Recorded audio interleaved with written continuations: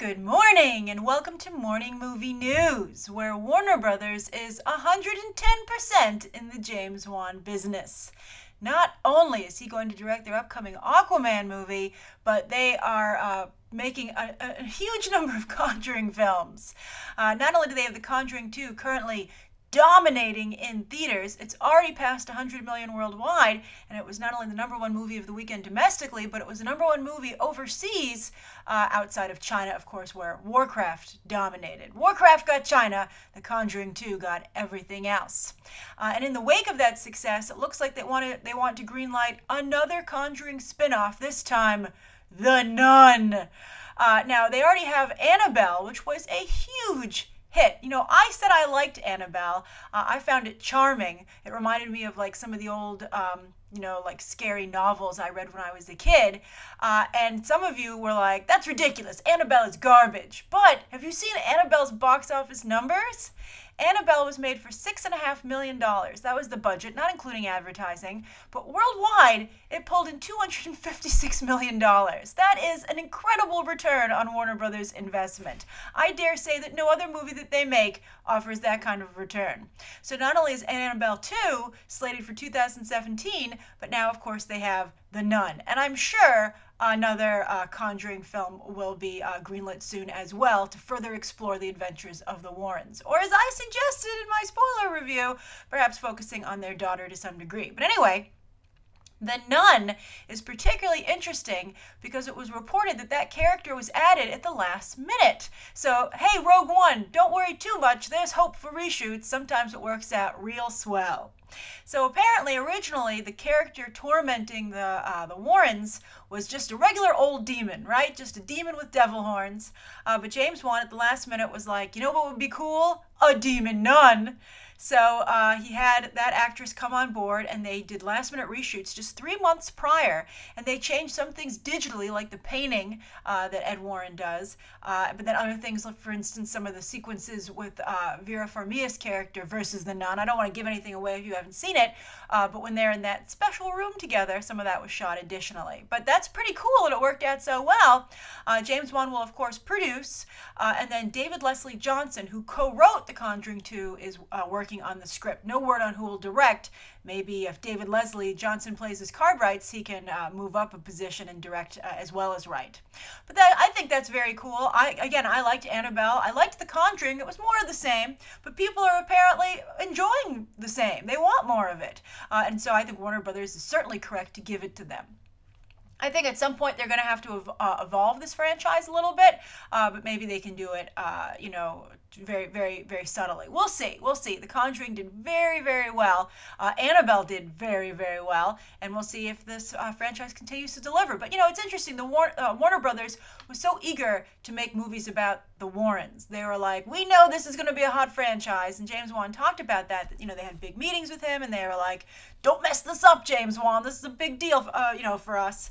And they were right. So it's really cool to see Warner Brothers get something right. All right, so anyway, let's move on to another dream come true for the second story of the day, and that's Helen Mirren's own dream of being in Fast 8. You might recall that when Furious 7 came out, she was campaigning hardcore on her own press tours for her own film that came out around the same time, saying, you know what, I'd really like to be in a Fast and Furious movie. Tell Vin Diesel! And it looks like it happened. We thought maybe it wouldn't, all the talk was about Charlize Theron, etc., but it was revealed yesterday that Helen Mirren has joined the cast. So, as I always say, the squeaky wheel gets the grease. Helen Mirren wanted to be in Fast 8. She said she wanted to be very loudly, again and again, and she got to be in Fast 8. However, she had a stipulation, which I think is pretty cool, and she said, I have to be able to do my own driving. Now, I'm sure she didn't do all of her own driving. I mean, does she want to do some cool driving? Because then you need a stunt driver. But I'm sure she did some of it, and that's very cool. I'm glad her character will get behind the wheel. Now, everybody guessed, and I think even Vin Diesel suggested this, that she would be cool to play the Shaw matriarch, Jason Statham and Luke Evans playing the Shaw brothers. Now, Luke Evans isn't mentioned for the cast. He was gravely injured in Fast 6, and then in Furious 7, he was in the hospital. So maybe he's still in that hospital bed, and he only has a cameo, and he will show up. But Jason Statham is definitely part of the cast. Yay! And now maybe he'll be interacting with Helen Mirren. But wow! what a great female cast. You know, Michelle Rodriguez has always done a nice job in these movies. Gal Gadot got her start here. I liked her a lot as well when she was part of this franchise. And, you know, that actress from Game of Thrones, she's okay. But now you have Charlize Theron and Helen Mirren. That is pretty awesome. It'll be interesting. The movies make so much money anyway, but it'll be interesting to see if maybe they up their female appeal at the box office and, you know, can get maybe even bigger box office numbers. Some people like to point out that, you know, Furious 7 never would have made the money that it did, $1.5 billion, if not for, you know, the factor of it being Paul Walker's last film and, you know, the curiosity factor as to how they had him complete it. I don't think that's totally fair. I think it's a very, very good movie, which is one of the reasons I think it did so well. I think that does factor in, just like Heath Ledger with The Dark Knight. But I think that the Furious 7 team, which includes James Wan, earned it because they did such a good job finishing the film without Paul Walker, and not only being able to complete the movie from a business perspective, but creatively also pulling it off, and then even more so, being very respectful of Paul Walker and allowing him to complete, you know, his run on the franchise with a feeling of completion. So I think, you know, I loved Furious 7. I think it's a fantastic movie all around, and I'm very excited for Fast 8. Super excited. So we'll see. We'll see. You know, I also would like to add that Kurt Russell and Scott Eastwood are in this movie, and, you know, one of the things that's always been a big hallmark of the Fast and Furious movies is their diversity, but, you know, they have an awful lot of white cast members for Fast 8. I'll be curious to see how the movie comes across. They still have their other, you know, their original cast members, but, you know, they've really, you know, Paul Walker kind of was like the token white guy, but they've really come back with a vengeance in terms of a white cast. So we'll see how it plays out. But of course, in the middle of all of it is still Vin Diesel and Michelle Rodriguez, as they should be. All right, and a lot of really other great actors. All right, so the third story of the day, talking about the whitest of the white actors, Hugh Jackman is still trying to make The Greatest Showman on Earth. This is a big circus musical. It's based on the life of P.T. Barnum, head of Barnum and Bailey, and considered probably the first great, not only like entertainer and showman, but also like a big PR guy. He has a lot of great quotes. I believe this is his. If you don't promote something, what happens? Nothing. And I thought that was pretty good. So anyway, Hugh Jackman really wants to make this musical, and he's making it for Fox. I think it's kind of a reward for him for doing so much for them with the Wolverine.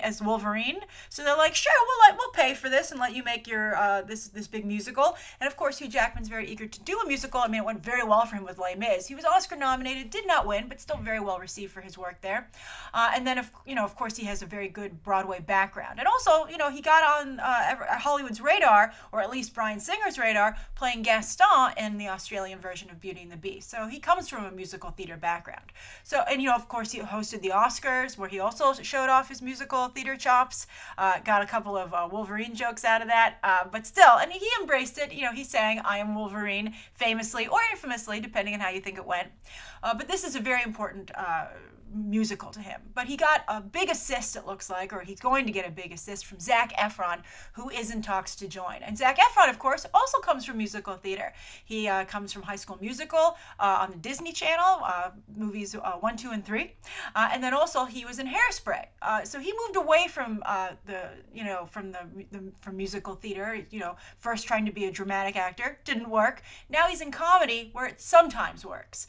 But we'll see how Baywatch does. But Zac Efron, I think I appreciate that Zac Efron, you know, is so up for anything. You know, he seems to be a really good sport, right? And I think he and Hugh Jackman would be a fantastic combo. And I do also think it's interesting that Zac Efron is considering going back to musical theater. Perhaps he's like, why not? You know, if I can do it with Hugh Jackman, you know, I think it would look really good. And I think those two together would be a very interesting cast indeed. And also because Hugh Jackman, outside of the Wolverine movies, is hit or miss, I think that Zac Efron backing him up would be very important. So this sounds good to me. It's set to come out Christmas 2017. So this just got, you know, I think even more on my radar. And I'm curious if it sounds like a good movie to you. Now, here's an interesting viewer question. I wasn't sure if I was going to cover this today on Morning Movie News, because when I talked about Chris Evans and Jenny Slate dating, some of you were like, that's just too gossipy for Morning Movie News, Grace. So I was a little bit careful about this situation. But Fia, at Braids and Glasses on Twitter, tweeted me about it, and I was like, okay, I'll take the opportunity to discuss it. And that, of course, is the hot news story that Tom Hiddleston and Taylor Swift are dating, or at least having a whirlwind romance, right? So this is hilarious. Now, photos surfaced of them yesterday on their vacation, I think in Rhode Island, kissing on a rock, right? And taking lots of kissy selfies. And then it was revealed that they met at the the Met Ball, not MetLife, very different party. The Met Ball a couple of weeks ago, right? That big Met Ball where, Beyonce showed up solo. They take a lot of pictures. There was just recently a film that came out about the Met Ball, a documentary. It's a big deal, especially for the fashion world and Hollywood. But anyway, apparently Tom Hiddleston and Taylor Swift started dancing at that event, and, the rest was history, okay? And her ex, Calvin Harris, is apparently very angry about it, is deleting tweets saying that she's okay, and it's a big thing. It really blew up yesterday. And also, there isn't a lot of news going on right now this week because of the tragic events that unfolded over the weekend and early in the week, I believe, late Monday. So there's just really like a news vacuum, right? So it was perfect timing for this news to drop. So Fia says, this is Fia's question. So now you have the context. So Fia says, at Grace Randolph, do you think this news of Tom Hiddleston's dating life is going to affect his casting opportunity as Bond? To which my answer is, I think he sure hopes it does. This to me smacks of a publicity, manufactured publicity, right? If you're trying to have a whirlwind romance, and if it's genuine, why would you go out to the middle of a rock dressed in your best, like Brooks Brothers-y UK kind of outfits, right? And start kissing up a storm all of a sudden. I mean, it just reeks of a photo shoot. And for instance, if you're like, that's very cynical, Grace, Angelina Jolie is a genius PR person. Not so much these days. She's really pulled back from the public glare, public spotlight. But back in the day, when she really wanted to snag Brad Pitt, she said, hey, you want to come with me on a vacation while they were filming Mr. and Mrs. Smith are right after? She's like, let's go to a beach in Africa and frolic with my adopted son, right?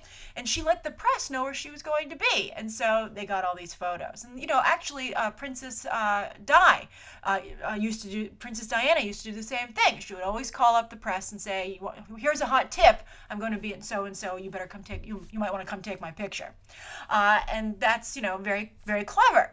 So I think that Tom Hiddleston and Taylor Swift manufactured this. I think, just because of the way the pictures are done, they seem staged. I mean, who sits on a rock and makes out in, full public and then takes selfies of it, right? I mean, it seems so vain and so intentional. So, and hey, some of the best people do PR romances. There's nothing wrong with it. I think you should just try and be a little bit more subtle. I think Taylor Swift wanted to move on to a new romance. I think it makes her look good to date Tom Hiddleston, who is, a hot commodity right now with the Bond rumors and also coming off of The Night Manager. And I think Tom Hiddleston, it doesn't hurt him when they're considering, like, is he sexy enough to be Bond? Will people think of him that way? He's like, hey, look, I'm in a hot romance. There's a big age difference between the two of them. And of course, Bond, I think, is supposed to date more mature women, although I don't know, Léa Seydoux has a very big age difference from Daniel Craig. But then, and also I think maybe even, I don't know, Eva Green just seems more sophisticated, I think, than Taylor Swift. Although Taylor Swift certainly has her fans. So maybe Tom Hiddleston can be like, hey, I appeal to like a really hot demographic now because I'm dating their idol. So who knows? But I'm sure that this Tom Hiddleston's his people are, forwarding all these things to the broccoli people, the broccoli people. Tom Hiddleston's people are talking to the broccoli people who are the Bond people. And they're like, look at all these people who are paying attention to my client dating Taylor Swift, right? So I think it's purely what it is. I think the timing is very suspicious. We'll see. Actually, I think Tom Hiddleston is such a horrible choice for James Bond. There's nothing he could kiss that would make me feel that he would be a good choice. I would go with Tom Hardy or Idris Elba, or I would find someone new. I would make a new discovery. I think that Theo James is also a horrible choice. I think that you really want to make sure you have a Bond that's, I don't know. Tom Hiddleston, and also I get a weird vibe. Also, the other thing is I get a very interesting vibe from Tom Hiddleston. And I saw The Light, and I've seen him in a couple of other things, and he has like a Tom Cruise-ness of like, he's like a sex appeal black hole actually, which is really weird when he's not Loki. I don't know, it's weird. I'm curious to how you guys feel. Do you think Tom Hiddleston is sexy? Do you think Tom Hiddleston could be Bond? Do you believe this Taylor Swift romance is genuine, or do you think it's a PR scam? And if it is a PR scam, do you think that it's a clever one? Write your thoughts down below. Thank you so much for tuning in today to Morning Movie News. I look forward to discussing the top 3 stories of the day and that gossipy viewer question down below. Let me know what you'd like to see covered tomorrow and any questions that you might have. Thanks for watching. Bye.